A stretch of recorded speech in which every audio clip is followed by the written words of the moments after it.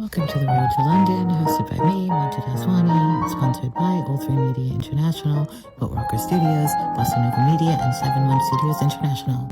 Hello, welcome back to Screen MDM Talks with the wonderful Matt Creasey, EVP of Co-Productions, Acquisitions and Sales at Banijay Rights. Hi, Matt. Hi, Mancha. Nice to see you. Thank you for having me. It's a delight to welcome you on. I wanted to chat with you about, obviously Banijay Rights' extensive slate for London, because I know you've got a lot happening there, but just sort of big picture trends in what has been a really transformative few years for our business. So I wanted to start with scripted, because I saw that great Ampere analysis research recently on there being a bit of a rebound in the US. Great news, international less so. And so just sort of how have you sort of calibrated this? It was the SVOD pullback. Now we're starting to see a recovery. Give me a sense of sort of post-peak TV. How has your strategy shifted? Yeah.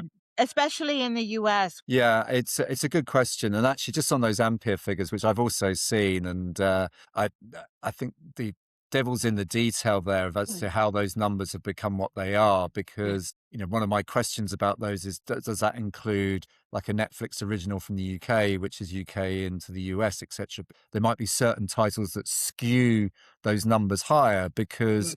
To your question, the experience in the US is still tough post peak TV. So this sort of 38% increase, personally, I don't think is reflective of where the business is. So I'm interested in those numbers and whether 25 and 26 would tell a different story.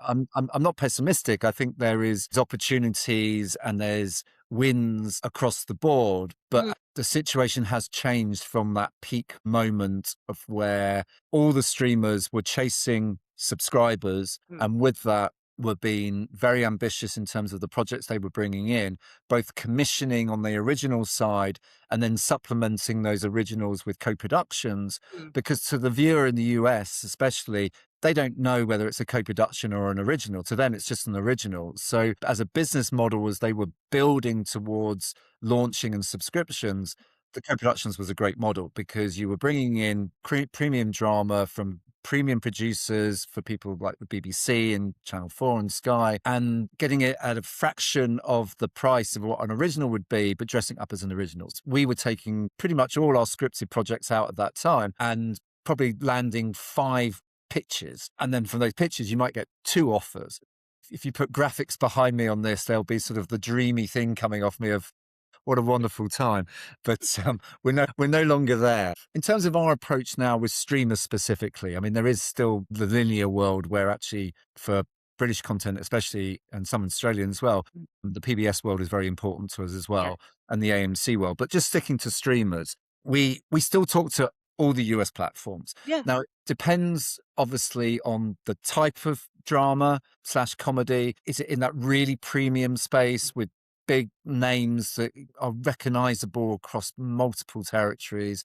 That's more A-list TV drama. So that opens up a wider range of streamers that you would talk to. But I sort of go through where the streamers also sit at the moment. So because whereas before it was like, yeah, bring the projects in and we'll have a look at them. But now it's very much dependent on maybe the cast, the type of show it is, the genre it is. Is it a big adventure like a Night Manager, or is it a more cerebral or a Burn type drama? Is it more broad mainstream, or is it very niche in a particular subject? All of which have a place, but each one in its own right can be maybe hard to place for different reasons. But as an aside, I'm always thrilled whenever I see a show break through that you wouldn't have expected to break through. Heated Rivalries is a recent one, for example. I love that that's working because it just shows that the norm that everybody thinks works, something else always pops through. So that gives me always hope. But in terms of those streamer conversations, it has shifted. So Netflix, for example, as a general rule in the US now, they don't want a first window drama if they don't have a first window in the originating territory, i.e. the UK being the main one. They get that British content through their originals. Bringing a co-production in there is hard because in general, they're like, we're just not going to take that first window. Now, as with all platforms, you have a situation where a general rule until there isn't a general rule, for the right show, etc. So, for example, we work with Netflix on the spin-off of Peaky Blinders, of course, which is BBC first in the UK, but we're doing that. But so there's always anomalies to this, but the general rule is that Amazon, since they've done Night Manager, have really backed away from any co-pros whatsoever in terms of budgets and in terms of people as well. They've moved people who used to do it into different departments. So Amazon used to be a really great place to go in and take co-productions. That's very hard at the moment. HBO Max, again, were very open for international co-pros. Now don't really want to look at it in the US at all anymore. At all. They don't have a department or anything. These buyers have fallen away who were all there before. Peacock as well is another one that really got involved with quite a few with premium stars, backed away from it to a degree now. Hulu do the odd thing here and there. Paramount Plus never really dipped their toe in it. So it's tough, but I'm always optimistic because for the right project, things can change and you go in there. So we talk to everybody, depending on the genre and the show, still on every project at an early stage. If things aren't picked up at the early script stage, we'll take things out during production. You show a bit more of the show, you show a bit more of how it's going. So there's a process from script all the way through to it being finished that we're taking the show out with the streamers. And then on the other side of, the worlds of like the BritBoxes and the Acorn, where we've seen Acorn's always been a consistent buyer of that content.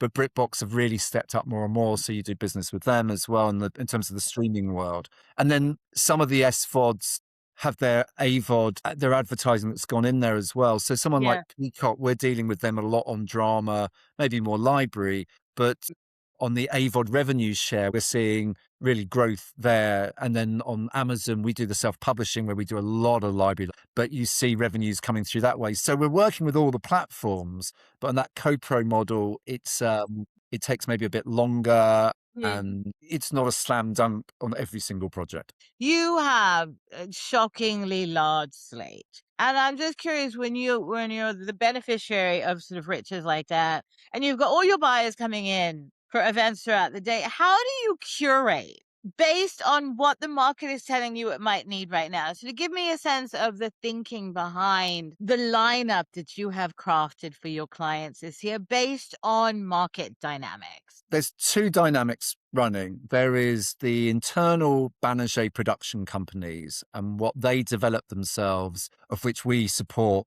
all of those productions. We're involved with all of our own producers very, very early on in these projects. So myself and our CEO, Kathy Payne, and Simon Cox and Claire Jago, we're involved very early on at script stage as they are in development. But we're driven by their editorial and what their buyers are saying to them that then leads on to what we're investing in. So we're not prescriptive necessarily. I mean, there are some areas that we like in our catalogue and to continue with new types of those shows, which is maybe the broad audience drama, the procedural, maybe the case a week, or maybe that crime space being the sort of softer crime space through to slightly a harder one. But I think there's always a desire with our producers to work in that area. But also, we're not prescriptive to our producers when they buy an amazing piece of IP, and we're fully supportive, which gives us a real diversity of slate as well. So internally, it's not as prescriptive as it is externally when we work with third-party producers, where we're not going to look for very niche type of genre. And good luck to any show that's niche and then breaks through. We tend to, if we're working in more niche spaces, it will be with our own producers.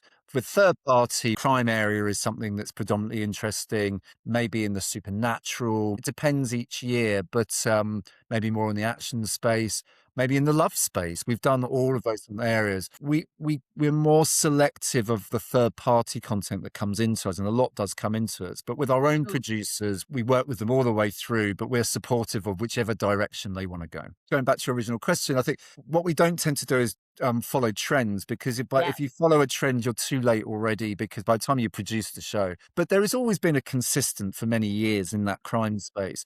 We're celebrating the final season of Grantchester this year, for example, which is run for 11 seasons. Wow. And that's such an evergreen show that will live a life on for many, many years afterward. For all our sort of those sexy, noisy shows like A Half Man we're doing with Richard Gadd, or Rogue Heroes, which is just guns and swearing and madness with some great stars. But there's that current of those shows which always deliver that we're also very fond of and very supportive of. So it's about curating a mix, I would say. It does feel like Fast and AVOD, you're really going to get that deeply engaged viewing on a soft crime show. How are you looking at the AVOD and Fast spaces now? I know it's been, again, with the cycles in the US, it's gone through some twists and turns. How are you looking at in the US and internationally too, in the other markets that you oversee? Yeah, we were really early adopters. I was setting up the AVOD partnerships in the US back in 2014, 2015 when they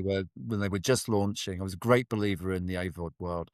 And that's come to pass where we are so plugged in AVOD, the US predominantly, but also globally, wherever there's platforms. And AVOD's really important to us. It's important to us from a library point of view Mm. at this stage. Although we are increasing the discussions in the US with AVOD, and we have done some license fee with certain AVOD players in the US. So I see AVOD becoming more of an important buyer. People like Tubi have already dipped their toes into buying some scripted from the UK, shows like Borders, etc. Yeah. So I think AVOD's fascinating and it's great partnerships and there's a freshness to their view of what they're doing. So, and they know what they're looking for as well if they're coming in on those sort of projects. So I see a growth in that area on Yeah. the license fee side, but in the meantime, we're doing so much with them on the revenue share side. There's some shows which we won't find a buyer for in the US that we actually decide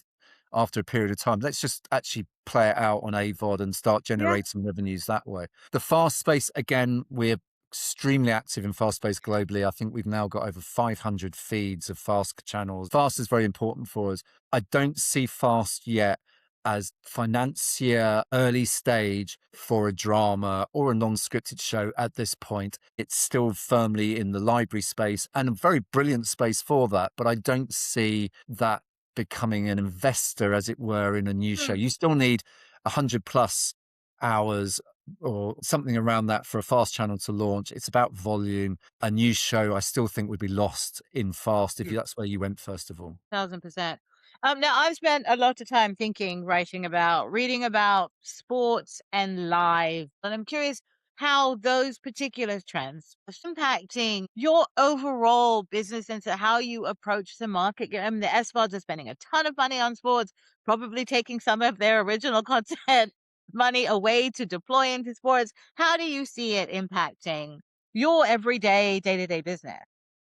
Yeah, I mean, on that last point about it impacting budgets, I think that's definitely true. The money is moved around, but for us as a company, sports and live events is hugely important, Oh. and it's growing for us all the time. I mean, to give you an example, we have a recent deal with our producer in the US, BD4, which is part Mm. of Banijay Americas. With the NFL. So we recently launched the Super Bowl champion movies of the last 40 years. So that relationship with NFL is already beginning to grow. And what's Mm. interesting for sports and sports organizations and companies like Banijay is they want global reach and they want global eyeballs. Maybe even the money is a secondary to those factors. So Mm. we're really appealing for that. So we are very heavily getting involved in terms of distribution on the sports side, working with our own producers on the sports side. And that could be in the doc space, in the reality space, the entertainment space. But sport is a key part of Banijay's strategy going forward. And Yeah. Banijay Rights is very part of that. On the live Yeah. side, Banijay got involved a few years ago and now owns a company called Balak. They did the opening ceremony for the Winter Olympics. So we're Wow. very heavily involved in live events. We also see that, with our super brands, how those come from television into the live space as well. So Mm. MasterChefs, Big Brother, Survivor, all these different areas of where it really grows into wider elements of entertainment, live entertainment, sport entertainment, all of those areas as well. So all of the worlds are colliding, but it's very key for us. You have amazing tape sales on the entertainment side. What are some of the trends that you're seeing in that space? We're continually trying to create new entertainment formats or different types of formats, and those travel in certain territories. And we have a lot of success continually with that. There's super brands here to stay. The key is the evolution of those brands and how you bring in new audiences and how you look after them and how continually evolving in terms of new ideas and spin-offs. The heritage legacy big brands are only growing. We have more territories for Survivor now than we've ever done. MasterChef still remains, I think, in the Guinness Book of Records for the most cooking shows around the world. There's still such an appetite for these shows because people know they work in prime time, Yeah. etc. And across other non-scripted, that public broadcasting space, especially in the US, the impact of funding in the US on public broadcasting, who's such a great supporter of the factual space, has an impact. There's fewer and fewer people doing it, and that's obviously a concern. The feature doc space, that's become extremely hard in the last few Yeah. years, to the point where we sort of backed away from that slightly now as well. So I Cool. think there are challenges in the non-scripted space outside of the entertainment side, which are continually looking to be fought against. But budgets are going down, buyers are spending less. It's a hard business on that area. As an IP owner, give me a sense of your sort of approach to that discoverability conundrum and how you have to work with your clients, with your partners to really help surface these shows, because it is so hard to find a piece of content these days. We're very active in the social space across unscripted, especially the big formats, and building that social audience, Yeah. both via YouTube and social media, which means you sustain 12 months of the year as opposed to just when the show's in season. So it's just continually building. That's to my earlier point about the big brands. We do that across the board on all of our formats in territories from the Philippines through to Thailand, through to Latin America. That's an absolute vital point. And we have a big department at Banijay Rights that supports the whole social side and YouTube. We're publishing on YouTube all the time as well in terms of clipping. We do a lot of different types of clipping around shows as well. So all of this breeds into continual promotion of the shows. We've gone a step further as well in terms of the comedy space, that we now represent a lot of British comedians, and we're moving more into the US on this as well, where we represent all of their social, which drives ticket sales back to their live tours, but then also enhances the shows that we're doing. We represent Jimmy Carr, for example. So that whole area of working with talent, which maybe even sits outside a specific show, but actually still bleeds back the whole time to profile and building up. It's really, really important to us. People talk about, oh, well, linear's dead and everybody watches YouTube. But it's like, but a lot of people watch linear and YouTube. It's all about everything merging together and using, in full circle of how one leads back to the other all the time. Yeah. Yes, YouTube is huge part of what we do, Yeah. but it's an accompaniment as well. And does that mean that a BBC One show, it has to rely on YouTube? No, but it's super helpful that a BBC One show gets some attention on YouTube. I'm a massive fan of YouTube myself. I use YouTube all the time, but it's a key component in the overall ecosystem of how we get shows out there. What are your core priorities for the business? I don't know, 6 months, 12 months, perhaps even shorter term. The pillars are across all the different the lines of business that we represent. And I'm not trying to be very generic about that, but at Banijay Rights now, it's distribution on finished program, TV, VOD. Then it's the self-publishing fast channel world, which is huge for us. Then there's the co-pro financing of a lot of content that leads eventually to finished programs, but coming in very early on. Then there's the brand side, the branding and licensing. We oversee all of the branding and licensing now at Banijay Rights in terms of products and gaming and gambling and that sort of area as well. And then onto the purely social digital side, which can sit outside of all of those shows where we're working independently with creators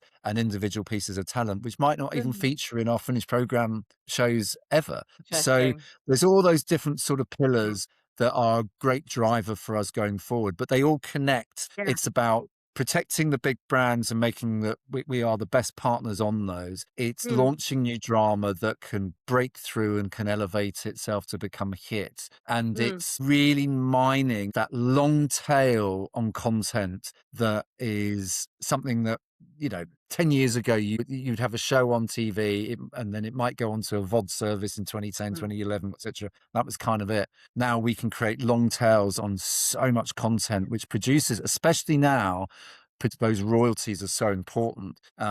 Those royalties become really important, especially in drama, where the deficits are higher and higher and drama deficit financing takes longer for royalties to then come back to our producers. So this long tail on back catalogue is really important. Was there anything else about what's going on at Banijay in the run-up to LTVS that you wanted to talk to me about that we haven't yet covered? We've got a great lineup again for London on the scripted side. We've got Yeah. Hoffman, Richard Gann, Jamie Bell. We're going to be introducing Open Water, written by Caleb Azuma Nelson. There's a book that now has been picked up by the BBC. We've got a reboot of Wallander, which is hugely popular show across Europe and actually into the US as well, with Gustav Skarsgård coming back. So that's exciting.